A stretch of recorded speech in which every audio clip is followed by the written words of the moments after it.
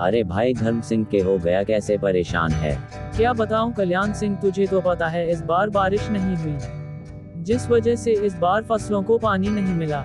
यही सोचकर परेशान हो रहा हूँ कि अगर पानी नहीं मिला तो सारी फसल नष्ट हो जाएगी। भाई कह तो तू सही रहा है, इस बार बारिश नहीं होने की वजह से खेतों की सिंचाई नहीं हो पाई, लेकिन कर भी क्या सकते हैं। और बता तेरा बेटा उदित कैसा है। भाई सब ठीक है। चल ठीक है भाई, मैं चलता हूँ। ठीक है, मैं भी खेतों की तरफ जा रहा हूँ। धर्म सिंह अपने घर से फावड़ा उठाता है और खेतों की तरफ जाने लगता है। तभी रास्ते में उसे उसका काफी पुराना मित्र बद्री मिलता है। बद्री को देख धर्म सिंह बोलता है, अरे भाई बद्री किधर जा रहा है?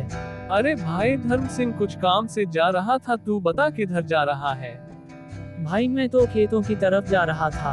अच्छा, मैं भी उधर ही जा रहा था, चलो साथ में चलते हैं। और दोनों दोस्त जाने लगते हैं। रास्ते में बद्री धर्म सिंह से कहता है, चल भाई धर्म सिंह, आज तुझे दूसरे रास्ते से तेरे खेत पर पहुंचाता हूँ। भाई मुझे तो एक रास्ता पता है।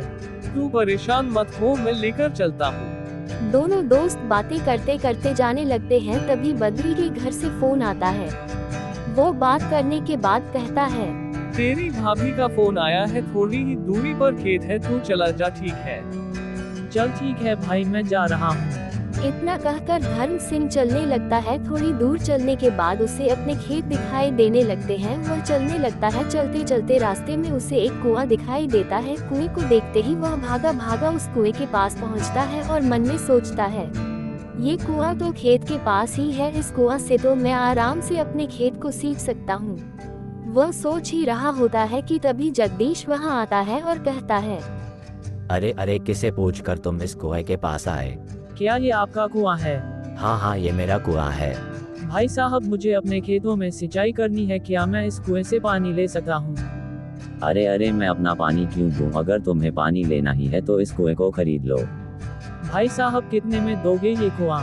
मैं ये कुआं तुम्हें 10,000 रुपए में दे दूंगा। भाई साहब, कुआं बेच रहे हो या सोना? इतना महंगा कुआं? लेना है तो लो, वरना जाओ। उसकी बात सुनकर धर्म सिंह चिंता में पड़ गया, लेकिन वो ये सौदा छोड़ना नहीं चाहता था। उसने तुरंत बोला, ठीक है भाई साहब, मुझे सौदा मंजूर है। तो ठीक है, कल पैसे लेकर आना और कुआं खरीद लेना, ठीक है? इतना कहकर धर्म सिंह अपने घर वापस आ जाता है और पैसों का इंतजाम करने में जुट जाता है और भगवान की दुआ से पैसे का इंतजाम भी हो जाता है। अगले दिन धर्म सिंह उससे मिलने गया। ये लो भाई साहब पैसे, आज से यह कुआं मेरा हुआ, ठीक है? हाँ हाँ भाई, आज से ये कुआं तेरा हुआ, ठीक है? धर्म सिंह जैसे ही कुएं से पानी निकालने जाता है तभी जगदीश कहता है, अरे ये क्या कर रहे हो तुम? क्या हुआ भाई साहब? पानी निकल रहा हूँ, खेत को पानी देना है ना। भाई पानी कैसे ले रहे हो? ये पानी तो मेरा है ना। अभी तो पैसे देकर ये कुआं मैंने खरीदा। कुआं ही तो खरीदा है, कुआं का पानी तो अभी भी मेरा ही है। उस जगदीश की बात सुनकर धर्म सिंह मायूस हो जाता है और मायूस होकर घर लौटता है और घर वालों को सारी बात बताता है। तभी उसका बेटा कहता है, पिताजी आप महाराज के पास जाओ, वही हमें न्याय दिला सकते हैं। हाँ बेटा, तू सही कह रहा है, मैं कल ही जाऊंगा महाराज के पास। अगले दिन धर्म सिंह सुबह होते ही महल के लिए निकल गया और कुछ देर में महल पहुंच गया और राजा को सारी बात बताने लगा। धर्म सिंह की बात सुनकर राजा हैरान होते हुए कहा, अरे ऐसा कैसे हो सकता है? महाराज ऐसा ही हुआ है।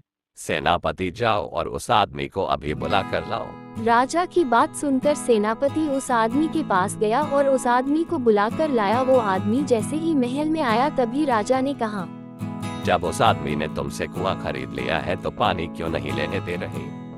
महाराज, इसने मुझसे कुआं खरीदा, पानी नहीं, पानी तो अभी भी मेरा है। तुम बताओ, तुमने क्या खरीदा था?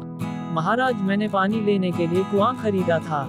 राजा उन दोनों की बात को सुनकर कोई सही फैसला नहीं कर पा रहे थे, तो राजा ने अपने बुद्धिमान सलाहकार नकुल को महल में बुलाया और सारी बात बताई। राजा की बात सुनकर नकुल पूरा माजरा समझ गया। नकुल ने उस जगदीश से पूछा, तुमने इस धर्म सिंह को बस एक कुआं बेचा है, पानी नहीं? नहीं, पानी तो अभी भी मेरा है, कुआं इसका है। अच्छा, तो कुआं इसका है, पानी तुम्हारा है? हाँ, पानी मेरा है। एक काम करो, इसके कुएं से अपना सारा पानी निकाल लो और इसका कुआं इसे दे दो। ये कैसे हो सकता है? ठीक वैसे ही जैसे तुमने कुआं बेचा, पानी नहीं। नकुल की बात सुनकर उस जगदीश को समझ आ गया कि अब उसकी चतुराई किसी काम नहीं आने वाली।